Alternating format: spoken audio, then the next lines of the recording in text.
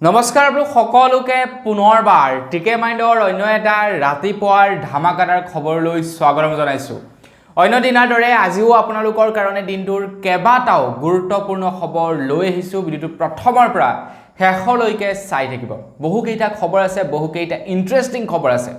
আৰু খবৰ কেইটা আৰম্ভ কৰাৰ আগতে আপোনালোকক সৰুকৈ এটা ৰিকুৱেষ্ট কৰিম, যদি ভিডিঅটো চাই ভাল লাগে আপোনালোকৰ তেন্তে লাইক এটা কৰিবলৈ কিন্তু একেবাৰেই নাপাহৰিব। যদি ভাল লাগে তেতিয়া লাইক কৰিব, যদি ভাল নালাগে তেন্তে লাইক কৰাৰ বাৰু প্ৰয়োজন নাই। আৰু কমেণ্ট এটা কৰি জনাব যদি আপোনালোকৰ ভাল লাগে, আৰু যদি বেয়া লাগে তেতিয়াও কমেণ্ট কৰি জনাব যে আপোনালোকৰ কোনটো পাৰ্ট বেয়া লাগিছে।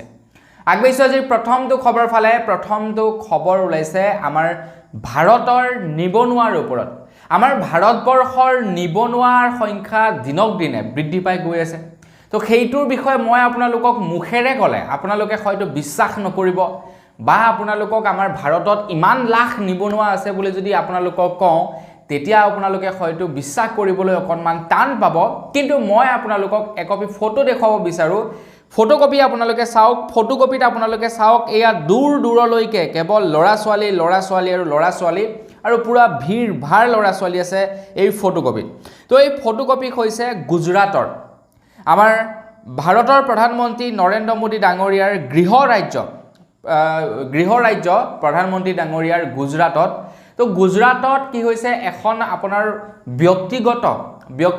ব্যক্তিগত হোটেলত কিবা পোষ্ট ওলাইছে, যি পোষ্টৰ বাবে কি কৰা হৈছিলে, ইণ্টাৰভিউ লোৱা হৈছিলে। এখন ব্যক্তিগত আপোনাৰ সেয়া ব্যক্তিগত হোটেল এখনত পোষ্ট ওলাইছিলে কেইটামান। আৰু সেই ব্যক্তিগত হোটেলখনত আপোনাৰ ইণ্টাৰভিউ দিবৰ কাৰণে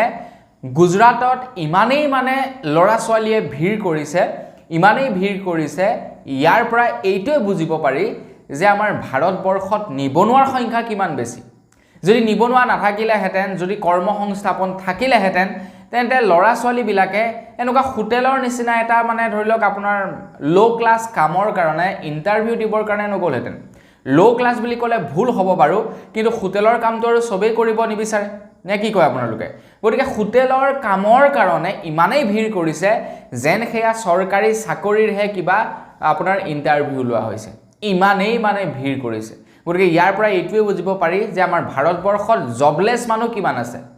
ল'ৰা ছোৱালীবিলাকে এইটোৱে ভাবিছে এতিয়া যে চৰকাৰী চাকৰিটো নাপাওঁৱে, কিবা নহয় কিবা এটা মুঠতে পালেই হ'ল, আৰু কিবা নহয় কিবা এটা পালেই আমি যেন তেনে তাত কিবা এটা কৰি খাব পাৰিম। আৰু যাৰ নেকি বৰ্তমান সময়ত সুবিধা লৈছে প্ৰাইভেট কোম্পানীসমূহে। আপোনালোকে যদি বৰ্তমান সময়ত এটা ফাইনেন্স কোম্পানীত ষ্টাৰ্টিং কৰিবলৈ যায়, তেন্তে আপোনালোকক 8,000 পৰা 10,000 টকাৰ ওপৰত বেছি দৰমহা নিদিয়ে। 8,000 পৰা 10,000 টকা আপোনালোকক দৰমহা দিব, আৰু সেই 8,000 পৰা 10,000 টকাটোৰে আপোনালোকে গোটেই মাহটো চলিব লাগিব। আপোনালোকে থাকিব ভাড়া ৰুমত, ৰুমৰে ভাড়া ল'ব 3-4 হাজাৰ টকা, খাওঁতে যাব 3-4 হাজাৰ টকা। আল্টিমেটলি গৈ মাহেকৰ লাষ্টত আপোনালোকৰ পকেটত ঘৰলৈ পঠাবৰ কাৰণে 1000 টকা এটাও নাথাকে। মুঠৰ ওপৰত ল'ৰাটোৱে চলি আছে বছ। কথাটো সেইটোৱে হৈছে, বৰ্তমান এনেকুৱা এটা চিটুৱেশ্যন হৈ গৈছে। বৰ্তমান অসমত বা ভাৰতবৰ্ষত ইমানেই জবলেছ মানুহ হৈছে, যাৰ ফলত নেকি প্ৰাইভেট কোম্পানীবিলাকে সুবিধা লৈছে যে তই নকৰ নাই ভাই, বেলেগ এটাইতো কৰিব, বেলেগেতো সেই 8,000 টকাতেই কৰিব। গতিকে তই নকৰ, নালাগে তই কৰিবলৈ, বাদ দে, তই কৰিব নালাগে, বেলেগ এটাই কৰিব, কি কথাটো আছে এনেকুৱা হৈছে। তো সেইকাৰণে কি হৈছে, চৰকাৰে অকণমান মোৰ মতে গুৰুত্ব দিব লাগে। চাওক, প্ৰধানমন্ত্ৰী ডাঙৰীয়াৰ নিজৰ গৃহ ৰাজ্য গুজৰাটতে এই অৱস্থা, গতিকে আমাৰ অসমত আৰু নহ'বনে বাৰু? এইখিনিতে আকৌ খবৰ ওলাইছে, ভাৰতৰ প্ৰধানমন্ত্ৰী নৰেন্দ্ৰ মোদী ডাঙৰীয়াদেৱে প্ৰধানমন্ত্ৰী পদত অৱতীৰ্ণ হোৱাৰ পাছত বা প্ৰধানমন্ত্ৰী হোৱাৰ পাছৰে পৰা আমাৰ ভাৰতৰ অৰ্থনীতিত বোলে বৃহৎ ক্ষতিসাধন হৈছে বুলি এটা খবৰ ওলাইছে। এটা খবৰত প্ৰকাশ পাইছে, ভাৰতৰ প্ৰধানমন্ত্ৰী নৰেন্দ্ৰ মোদী ডাঙৰীয়া অহাৰ পাছতেই GST তেখেতে প্ৰৱৰ্তন কৰিলে। COVID-19 আহিলে, তাৰ লগে লগে বিমুদ্ৰাকৰণ হ'ল বুলি জনাইছে। আৰু যাৰ ফলত নেকি আমাৰ ভাৰতবৰ্ষৰ প্ৰায় 11.3 লাখ কোটি টকাৰ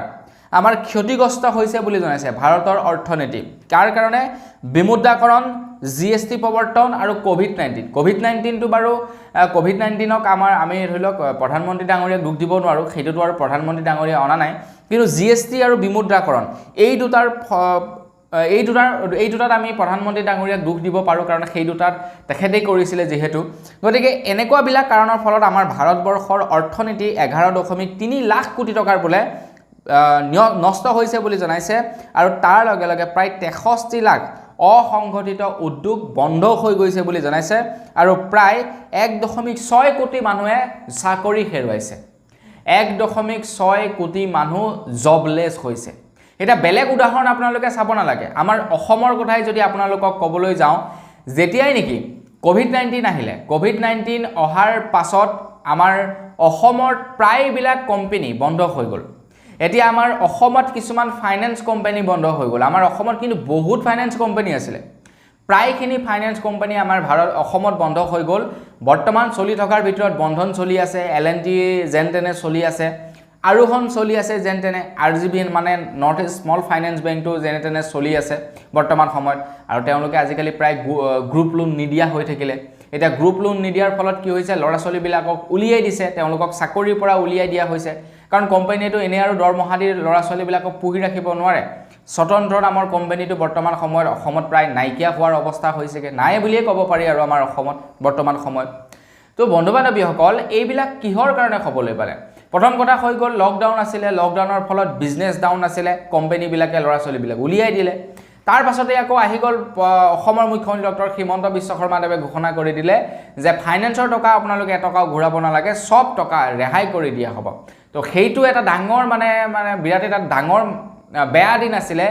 সেইসকল নিবনুৱাৰ কাৰণে, যিসকল নিবনুৱাই নেকি ফাইনেন্সত কাম কৰি আছিলে।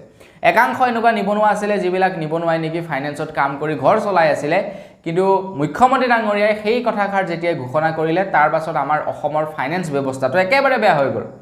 স্মল ফাইনেন্স ব্যৱস্থাটো একেবাৰে বেয়া হৈ গ'ল। তাৰ পাছত লাহে লাহে এটা কৰি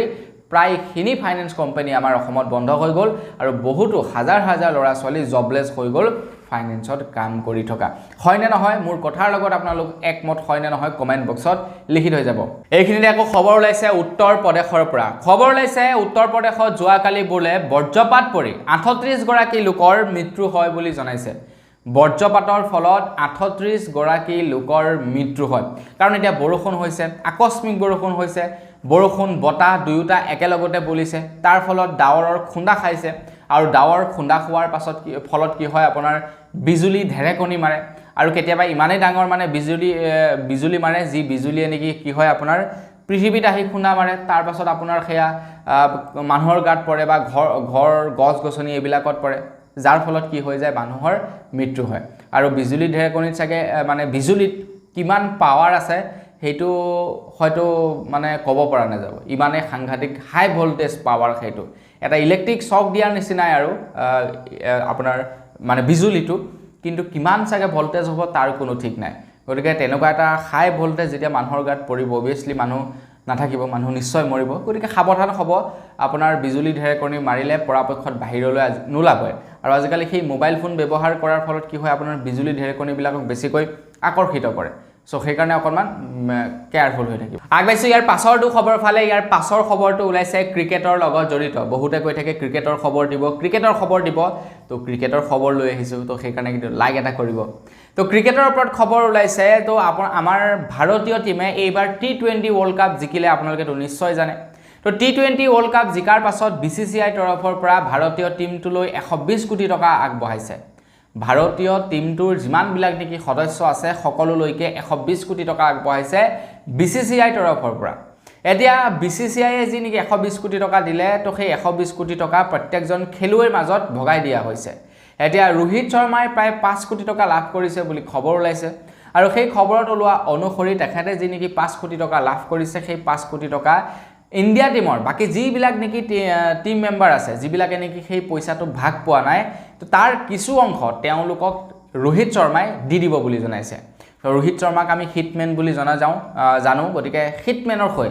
লাইক এটা কৰিব আৰু ভালদৰে কমেণ্ট এটা কৰি থৈ যাব। আগবাইছোঁ ইয়াৰ পাছৰটো খবৰ ফালে। ইয়াৰ পাছৰ খবৰটো ওলাইছে নিটৰ এক্সামৰ ওপৰত। এইবাৰ নিটৰ যি নেকি পেপাৰ কেলেংকাৰী হৈছিলে, তো সেই পেপাৰ কেলেংকাৰীৰ যিজন নেকি মেইন অভিযুক্ত আছিলে, মানে যিজন নেকি মাষ্টাৰ মাইণ্ড আছিলে, যিজনে নেকি গোটেই পৰীক্ষাটো মানে বৰবাদ কৰি দিলে, ল'ৰা ছোৱালীৰ জীৱন ধ্বংস কৰি দিলে, যিজনে নেকি পেপাৰ লিক কৰাইছিলে, যিজন নেকি মেইন আপোনাৰ মাষ্টাৰ মাইণ্ড আছিলে তেখেতক ধৰিবলৈ সক্ষম হৈছে বুলি খবৰ ওলাইছে। খবৰ লোৱা অনুসৰি বৃহস্পতিবাৰৰ সন্ধিয়া তেখেতক লগতে প্ৰায় 12জনকৈ লোকক গ্ৰেফতাৰ কৰে। প্ৰায় 4টাকৈ স্থানত অভিযান চলায় CBI আৰু তেখেতক আপোনাৰ গ্ৰেফতাৰ কৰিবলৈ সক্ষম হয় বুলি জনাইছে।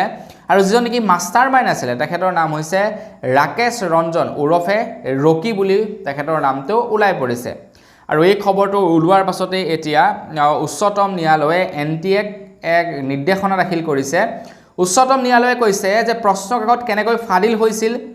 ক'ত ফাদিল হৈছিল তথা কাকত ফাদিল হোৱাৰ পাছত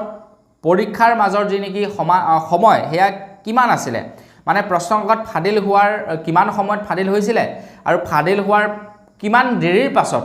এক্সাম অনুষ্ঠিত কৰা হৈছিলে, এই সকলোবিলাক তথ্য বিচাৰিছে NTA আৰু এই তথ্যসমূহ দাখিল কৰিব 18 তাৰিখৰ দিনাখন। আৰু তাৰ পাছত পূৰ্ণ হয়তো সিদ্ধান্ত ল'ব যে নিটৰ এক্সাম পুনৰ অনুষ্ঠিত কৰা হ'ব নে নহ'ব, তো তাৰ ওপৰত হয়তো সিদ্ধান্ত ল'ব উচ্চতম ন্যায়ালয়ে। তো চাওকচোন বাৰু, ইমান এটা ডাঙৰ এক্সাম, আমাৰ ভাৰতবৰ্ষৰ এটা বৃহৎ এক্সাম বুলি ক'ব পাৰি, তো যিটো এক্সামত নেকি হাজাৰ হাজাৰ লাখ লাখ ল'ৰা ছোৱালীৰ জীৱন জড়িত হৈ থাকে, তো সেই এক্সামটোকে বাপেকে কি কৰি এক্সামটোতে কি কৰিলে, কেলেংকাৰী কৰি দিলে। এইখিনিতে আকৌ খবৰ ওলাইছে কাজিৰঙাৰ পৰা। তো বানপানী, সকলোফালে পানী আপোনালোকে নিশ্চয় জানেই, তো সকলোফালে পানী, তাৰ মাজতে কাজিৰঙা অভয়াৰণ্যটো এতিয়া পানী সোমাইছে বুলি খবৰ ওলাইছে। তো বানপানীৰ ফলত খবৰ লোৱা অনুসৰি আমাৰ অসমত এতিয়া প্ৰায় 9টাকৈ গড়ৰ মৃত্যু হয় বুলি জনাইছে। কেৱল পানীৰ বাবে 9টাকৈ গড়ৰ মৃত্যু হয় বুলি জনাইছে। আৰু তাৰ লগে লগে খবৰ ওলাইছে যে প্ৰায় 150টা অন্যান্য বন্যপ্ৰাণীৰ মৃত্যু হয় বানপানীৰ ফলত। প্ৰায় 150টা অন্যান্য বন্যপ্ৰাণীৰ মৃত্যু হয় বানপানীৰ ফলত। এতিয়া কিছুমান এনেকুৱা ধৰি লওক বন্যপ্ৰাণী থাকে যিবিলাকে হয়তো সাঁতুৰিব নাজানে, বা ছাপোজ এনেকুৱা হৈ যায় তেওঁলোকে বেলেগ এটা ঠাইলৈ যাম বুলি ভাবে, পানী হয় তেতিয়া আপোনাৰ জীৱ জন্তুবিলাকে ওখ ঠাইলৈ ঢাপলি মেলে, বা যি জেগাত নেকি পানী নহয় তালৈ তেওঁলোকে ঢাপলি মেলে, আৰু তেনেকুৱাতে কি হৈ যায়, এনেকুৱা ধৰণৰ দুৰ্ঘটনাবিলাক সংঘটিত হয়। 9টাকৈ গড়ৰ মৃত্যু হৈছে, সৰ্বমুঠ প্ৰায় 150টা বন্যপ্ৰাণীৰ মৃত্যু হৈছে বুলি খবৰ ওলাইছে। আগবাইছোঁ ইয়াৰ পাছৰটো খবৰ ফালে। ইয়াৰ পাছৰ খবৰটো ওলাইছে এটা পলিটিক্সৰ লগত জড়িত খবৰ। খবৰটো ওলাইছে অৱশ্যে আমাৰ অসমৰ পৰাই। যোৱাকালি এটা খবৰ খুবেই চৰ্চিত হৈ আছিলে, আৰু সেই খবৰটো হৈছে যে বিজেপিৰ এতিয়া বহু শীৰ্ষ নেতা বোলে এতিয়া বিভিন্ন পাৰ্টিত জইন কৰিব বুলি খবৰ ওলাইছে। এতিয়া খবৰটো কিমান দূৰ সত্য কিমান দূৰ অসত্য,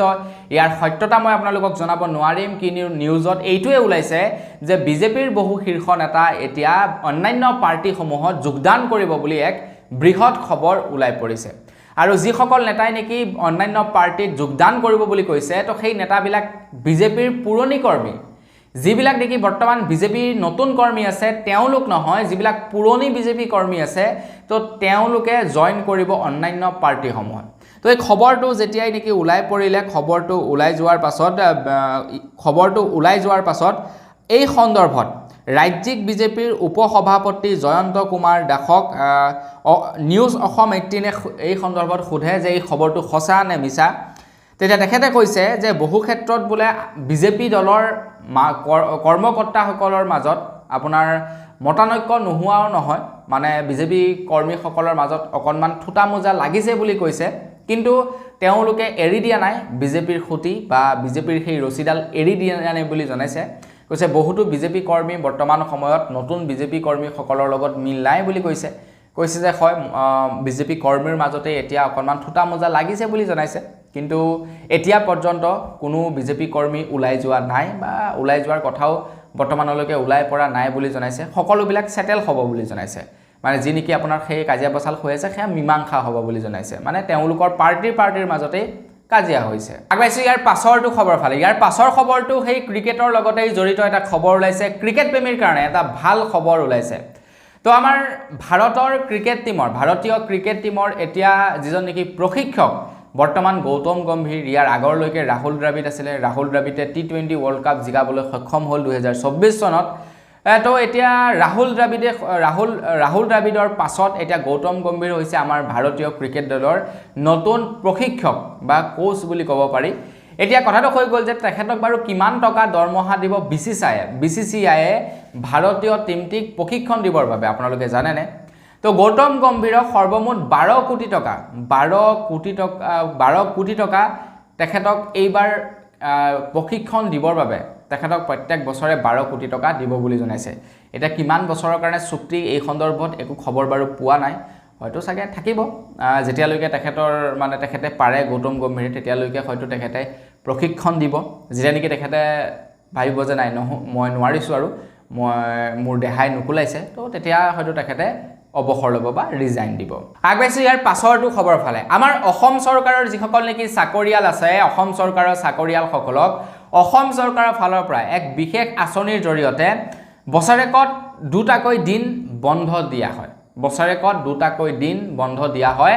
আৰু সেই যি নেকি আঁচনি সেইখনৰ নাম হৈছে মাতৃপিতৃ বন্দনা তো এই আঁচনিখনৰ জৰিয়তে আমাৰ অসমৰ চৰকাৰৰ যিসকল চাকৰিয়াল আছে তেওঁলোকক দুদিনৰ কাৰণে ছুটি প্ৰদান কৰা হয় এই কাৰণে ছুটি প্ৰদান কৰা হয় যাতে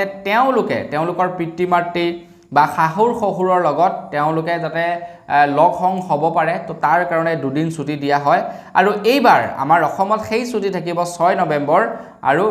8 নৱেম্বৰ তাৰিখৰ দিনাখন এই দুদিন এই পিতৃ মাতৃ বন্দনাৰ দিন ঘোষণা কৰা হৈছে আগবাইছো ইয়াৰ পাছৰটো খবৰ ফালে ইয়াৰ পাছৰ খবৰটো ওলাইছে কংগ্ৰেছ পাৰ্টিৰ ওপৰত খবৰ ওলাইছে যে কংগ্ৰেছ পাৰ্টি আমাৰ অসমৰ কংগ্ৰেছ পাৰ্টিয়ে এখন নতুনকৈ বিলাসী গাড়ী ক্ৰয় কৰিছে বুলি জনাইছে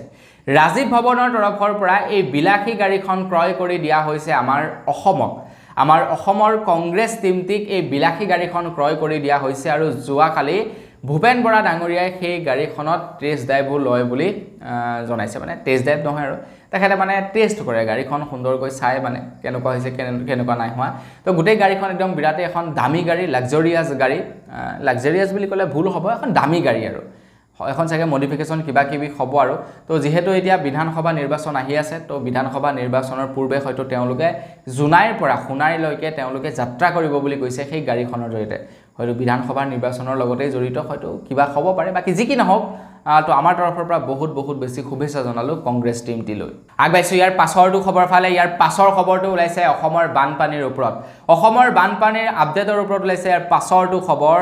10 জুলাই তাৰিখলৈকে ওলোৱা এটা ৰিপৰ্ট অনুসৰি আমাৰ অসমত বোলে বৰ্তমান প্ৰায় 26খন ডিস্ট্ৰিক্ট বানাক্ৰান্ত হৈছে বুলি খবৰ ওলাইছে আৰু তাৰ লগে লগে প্ৰায় 17 লাখ লোক বানত প্ৰভাৱিত হৈছে আৰু প্ৰায় 38,000তকৈ অধিক আপোনাৰ হেক্টৰ মাটি 38,000তকৈ অধিক হেক্টৰ কৃষিভূমি তো এতিয়াও বানৰ কবলত আছে বুলি জনাইছে বানত ডুব গৈ আছে বুলি জনাইছে প্ৰায় 38,000 হেক্টৰ কোটিতকৈ হেক্টৰতকৈ বেছি মাটি আমাৰ অসমৰ তো আপোনালোকৰ তাত বান পৰিস্থিতি কেনেকুৱা কমেন্ট এটা কৰি জনাব আগবাইছো ইয়াৰ পাছৰটো খবৰ ফালে ইয়াৰ পাছৰ খবৰটো ওলাইছে BSNL ৰ ওপৰত তো আপোনালোকে বাৰু এয়াৰটেলৰ আৰু জিঅ'ৰ ৰিচাৰ্জ ভৰাই ভাগৰি পৰিছে নেকি এই মাহত আপোনালোকে বিশ্বাস কৰক মোৰ দুটা সিম এটা হৈছে এয়াৰটেল এটা হৈছে জিঅ' তো জিঅ'টোত বাৰু ৰিচাৰ্জ আছে তো জিঅ'টোত এই কাৰণে ৰিচাৰ্জটো ভৰাও কাৰণ ইয়াতে জিঅ'ৰ নেটৱৰ্কটো বেছি ভাল মানে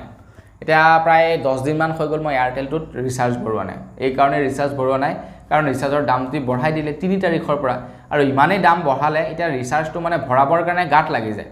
যেটো নেকি মোৰ এয়াৰটেল সিম কাৰ্ড আছে সেইটো মাত্ৰ মই জিআই ৰাখিবৰ কাৰণে মানে ৰিচাৰ্জ কৰো এতিয়া জিআই ৰাখিবৰ কাৰণেও আপোনাৰ সেই ৰিচাৰ্জৰ দামবিলাক বঢ়াই দিছে গাত লাগি যায় ইমান টকা ৰিচাৰ্জ ভৰাবলৈ গাত লাগি গৈছে আগতে 199 ভৰাও এতিয়া 200 কিমান টকা ভৰাব লাগে অকল কলিঙৰ কাৰণে চাওকচোন বাৰু কি দিন আহি গৈছে তো সেই সময়তে এটা খবৰ ওলাইছে যে BSNLৰ সৈতে এতিয়া টাটা গ্ৰুপ অফ কোম্পানীয়ে এক চুক্তিবদ্ধ হৈছে বুলি জনাইছে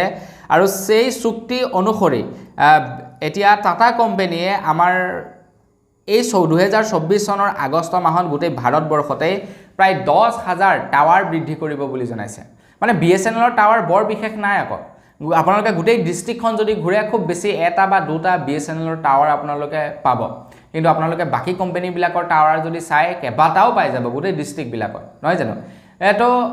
আপোনাৰ BSNLৰ টাৱাৰ কম তাৰ কাৰণে নেটৱৰ্ক কানেক্টিভিটি কম আৰু তেওঁলোকে 5G ইন্টাৰনেট দিবই পৰা নাই এটা টাটাৰ সৈতে তেওঁলোকে কি কৰিছে পাৰ্টনাৰশ্বিপ কৰিছে দ্যাট মিন্স এতিয়া আমাৰ ভাৰতবৰ্ষত BSNL এতিয়া অকনমান উন্নত হ'ব আগবাইছো ইয়াৰ পাছৰটো খবৰ ফালে ইয়াৰ পাছৰ খবৰটো ওলাইছে আমাৰ অসমৰ মন্ত্ৰী MLA সকলৰ ওপৰত আমাৰ অসমৰ মন্ত্ৰী MLA সকলৰ এতিয়া দৰমহা ইনক্ৰিজ কৰিব আৰু হেয়া প্ৰায় 50% দৰমহা ইনক্ৰিজ কৰিব বুলি জনাইছে যিটো সময়ত নেকি অসমৰ নিবনুৱা লৰা ছোৱালীয়ে ভৰি পৰিছে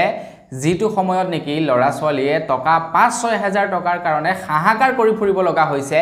সেই সময়ত আকৌ মন্ত্ৰী এমএলএ সকলৰ এতিয়া দৰমহা ইনক্ৰিজ কৰিব বুলি এতিয়া উত্থাপন কৰিছে এটা খবৰ ওলোৱা অনুসৰি মই বৰ্তমান বাৰু নাজানো কিমান দৰমহা পায় কিমান দৰমহা নাপায় মন্ত্ৰী এমএলএ সকলে কিন্তু অখিল গগৈ ডাঙৰীয়াই ইয়াৰ বিৰোধিতা কৰিছে তেখেতে বিধানসভাত ইয়াৰ বিৰোধিতা কৰি কৈছে যে মন্ত্ৰী এমএলএ সকলৰ দৰমহা কিয় বঢ়াব লাগে কাৰণ মন্ত্ৰী এমএলএ সকলে বলে বৰ্তমান সময়ত 1,70,000 টকা দৰমহা পায় তো তেওঁলোকে 1,70,000 টকা দৰমহা পায় গতিকে তেওঁলোকৰ দৰমহা কিয় ইনক্ৰিজ কৰিব লাগে বুলি বিধায়ক অখিল গগৈয়ে উলটি ধৰিছে তো বিধায়ক অখিল গগৈয়ে যেতিয়া নেকি উলটি ধৰিলে তেতিয়া তেখেতক বিধানসভাৰ অধ্যক্ষই কৈছে যে যদি ইচ্ছা কৰে অখিল গগৈয়ে দৰমহা ল'ব নালাগে যদি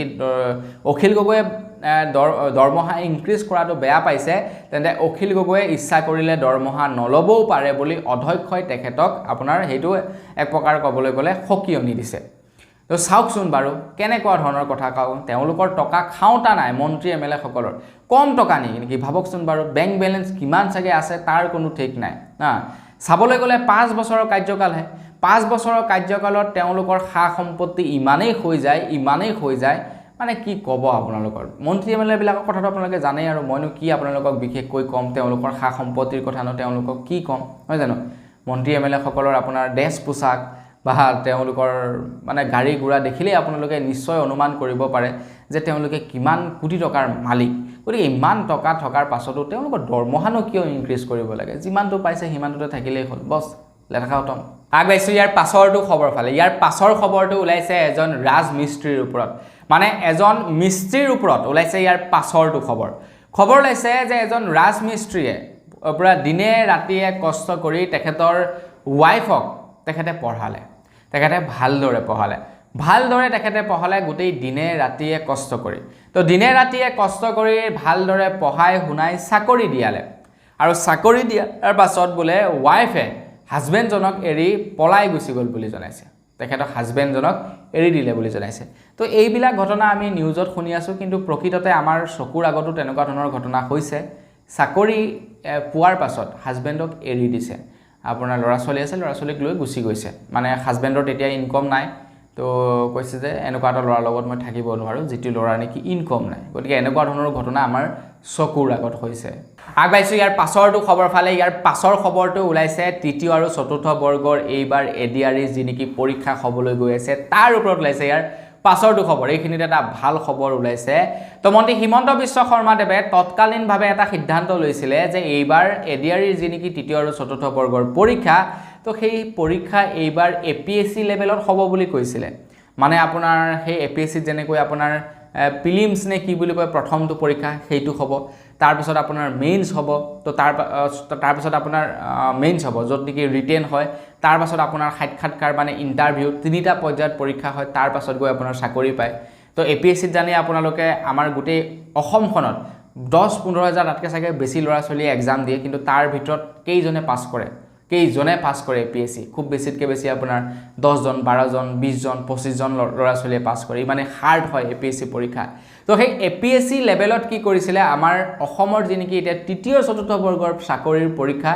তেনেকুৱা লেভেলত পাতিব বুলি কৈছিলে তো তাৰ পাছতেই মানে চাৰিওফালে ল'ৰা ছোৱালীবিলাকে প্ৰতিবাদ বুলি নহয় আৰু মানে চৰকাৰক সমালোচনা কৰিছে আৰু মেইনলি ক'বলৈ গ'লে ভিক্টৰ ৰাছৰ কথা যদি আমি কওঁ ভিক্টৰ ৰাছক আপোনালোকে নিশ্চয় চিনি পায় তেখেতেতো বিৰাট সাংঘাতিক ৰূপে ট্ৰল কৰিছে মানে অসম চৰকাৰক তেখেতে কৈছে যে কোনোবা এজন লোকে আপোনাৰ চকীদাৰ কৰিব এপিএসসি পাছ কৰি কাৰণ এপিএসসি লেভেলত যেহেতু পৰীক্ষাটো হ'ব তো এপিএসসি পাছ কৰে বুলিয়ে ক'ব পাৰি আৰু তেখেতক নহয় জানো এপিএসসিৰ হিচাপত যেহেতু পৰীক্ষাটি হ'ব তো এজন ল'ৰাই বোলে আপোনাৰ এপিএসসি পাছ কৰিছে পাছ কৰি পিনি আপোনাৰ সেই 4th গ্ৰেডৰ চাকৰিটো কৰিছে গতিকে কেনেকুৱা লাগিব মানে ভিক্টৰ ৰাছে বিৰাটেই মানে সমালোচনা কৰিলে অসম চৰকাৰক সকলোবিলাক মানে ঘটনা দৃষ্টিগোচৰ হ'ল অসম চৰকাৰৰ তাৰ পাছত মন্ত্ৰী হিমন্ত বিশ্ব শৰ্মাদেৱে যোৱাকালি এটা ফেচবুক লাইভৰ জৰিয়তে জনাইছে যে আমাৰ অসমত তৃতীয় আৰু চতুৰ্থ বৰ্গৰ যি নেকি পৰীক্ষা হ'বলৈ গৈ আছে সেয়া আপোনাৰ এপিএসসি লেভেলৰ নহয় আগতে যিদৰে হৈছিলে ঠিক তেনেদৰেই হ'ব বুলি জনাইছে তো অসমৰ মুখ্যমন্ত্ৰী ডক্টৰ হিমন্ত বিশ্ব শৰ্মাদেৱে কৈছে যে লাও সদায় পাতৰ তলত মানে লাও হৈছে চৰকাৰখন পাত হৈছোঁ আমি গতিকে লাও সদায় হেনো পাতৰ তলত গতিকে আপোনাৰ ৰাইজে যেটো বিচাৰিব সেইটোৱে কৰিব অসমৰ মুখ্যমন্ত্ৰী ডক্টৰ হিমন্ত বিশ্ব শৰ্মাদেৱে এতিয়া কাখনকে কিয় বলবৎ কৰিলে সেইটো নাজানো অসমৰ জনসাধাৰণেতো কাখন বিচৰা নাছিলে ভাই আগবাইছো ইয়াৰ পাছৰটো খবৰ ফালে ইয়াৰ পাছৰ খবৰটো ওলাইছে মটৰ ভেহিকেলৰ ওপৰত তো আমাৰ অসমত বৰ্তমান সময়ত মটৰ ভেহিকেলৰ লগত জড়িত বহুতো নিয়ম সলনি কৰি দিছে আপোনালোকে নিশ্চয় জানে যদি আপোনালোকৰ বাইকৰ কাগজপত্ৰ নাথাকে আপোনালোকে যদি কেৱল হেলমেটটো পৰিধান কৰি যায় তেন্তে আপোনালোকৰ চালান কাটিব নোৱাৰে আপোনালোকলৈ নটিচ পঠাব আপোনালোকৰ ডকুমেণ্ট পাতি ৰেডি কৰিবৰ কাৰণে তো আপোনালোকে ৰেডি কৰিলে হৈ গ'ল আপোনালোকক কোনো ধৰণৰ চালান কাটিব নোৱাৰে তো সেইটো কথাটো আপোনালোকে নিশ্চয় জানে কেৱল হেলমেট পিন্ধিলেই হৈ গ'ল তাৰ লগে লগে যদি টমটম ড্ৰাইভাৰবিলাকে আপোনাৰ যদি কিবা ভুল কৰে তিনিবাৰলৈকে তেখেতলোকৰ ভুল মাফ কৰা হ'ব 4 নম্বৰ বাৰতহে তেওঁলোকৰ ফাইন কটা হ'ব তো এনেকুৱা ধৰণৰ নিয়মবিলাক আমাৰ অসমত যেতিয়া নেকি বনাই দিলে তাৰ পাছত কি হৈ গৈছে এতিয়া আপোনাৰ মানে জনসাধাৰণ অকণমান ভাল পাইছে জনসাধাৰণে এতিয়া মুক্ত মনে অকণমান ঘূৰিব পাৰিছে তো সেই সময়তে এতিয়া খবৰ ওলাইছে যে আমাৰ অসমত কিছুমান নিয়ম কিন্তু বাতিল কৰা হোৱা নাই বুলি জনাইছে যেহেতু বহুতো নিয়ম বাতিল কৰি দিছে মটৰ ভেহিকেল এক্টৰ কিন্তু কিছুমান নিয়ম এতিয়াও আমাৰ অসমত আছে বুলি জনাইছে তাৰে ভিতৰত এটা হৈ গ'ল মদ্যপান কৰি গাড়ী চলালে যেনেকি 10,000 টকাৰ ফাইন লয় আৰু প্ৰায় 3 বছৰৰ কাৰণে নে কিমান কেইবছৰৰ কাৰণে আপোনাৰ লাইসেন্স বাতিল কৰে তো সেই নিয়মটো কিন্তু এতিয়াও আছে বুলি জনাইছে গতিকে মদ্যপান কৰি আপোনালোকে গাড়ী মটৰ বাইক এইবিলাক নচলাব আগবাইছো ইয়াৰ পাছৰটো খবৰ ফালে ইয়াৰ পাছৰ খবৰটো ওলাইছে হোৱাটছআপৰ ওপৰত তো আপোনালোকে নিশ্চয় হোৱাটছআপ ব্যৱহাৰ কৰে তো আপোনাৰ মোবাইলটো বাৰু পুৰণি মোবাইল নে নতুন মোবাইল কমেন্ট এটা কৰি জনাব যদি আপোনালোকৰ মোবাইলটো নতুন তেন্তে চিন্তা কৰিব নালাগে যদি আপোনালোকৰ মোবাইলটো পুৰণি তেন্তে চিন্তাৰ এটা বিষয় হৈ পৰিছে হোৱাটছআপক লৈ হোৱাটছআপৰ ফালৰ পৰা নটিফিকেশন জাৰি কৰিছে যে হোৱাটছআপে হেনো এতিয়া যিবিলাক পুৰণি ডিভাইস আছে যিবিলাক পুৰণি মোবাইল আছে প্ৰায় 35টাকৈ মোবাইলত হোৱাটছআপ বেন কৰি দিব বুলি জনাইছে মানে কোনো ধৰণৰ আপডেট নিদিয়ে আৰু তো আপোনালোকে হোৱাটছআপ ব্যৱহাৰ কৰিব নোৱাৰিব আপোনালোকৰ হোৱাটছআপ বেন হৈ যাব মোবাইল বিলাকৰ পৰা যিবিলাক পুৰণি মোবাইল আছে তো সেই পুৰণি মোবাইল বিলাকৰ পৰা হোৱাটছআপ উৰি যাব গতিকে আপোনাৰো যদি মোবাইলটো পুৰণি তেন্তে নতুন মোবাইল এটা লৈ লওক তাত হোৱাটছআপ আপোনালোকে ইনষ্টল কৰক হোৱাটছআপ চলাবলৈ লওক আগবাইছো একেবাৰে শেষৰটো খবৰ ফালে একেবাৰে শেষৰ খবৰটো ওলাইছে আমেৰিকাৰ দুজন মহাকাশচাৰীৰ ওপৰত তো খবৰ লোৱা অনুসৰি আমেৰিকাৰ দুজন মহাকাশচাৰীয়ে মহাকাশৰ পৰা পৃথিৱীলৈ ঘূৰি আহিব পৰা নাই তেওঁলোকৰ যিখন নেকি জান আছিলে যিখন জানত নেকি তেওঁলোকে উভতি আহিব পৃথিৱীলৈ বুলি মহাকাশৰ পৰা সেইখন জানৰ বুলে কিবা বিজুতি ঘটিছে বুলি জনাইছে যাৰ কাৰণে তেওঁলোকে পৃথিৱীলৈ ঘূৰি আহিব পৰা নাই আমেৰিকাৰ সেই দুজন মহাকাশচাৰীয়ে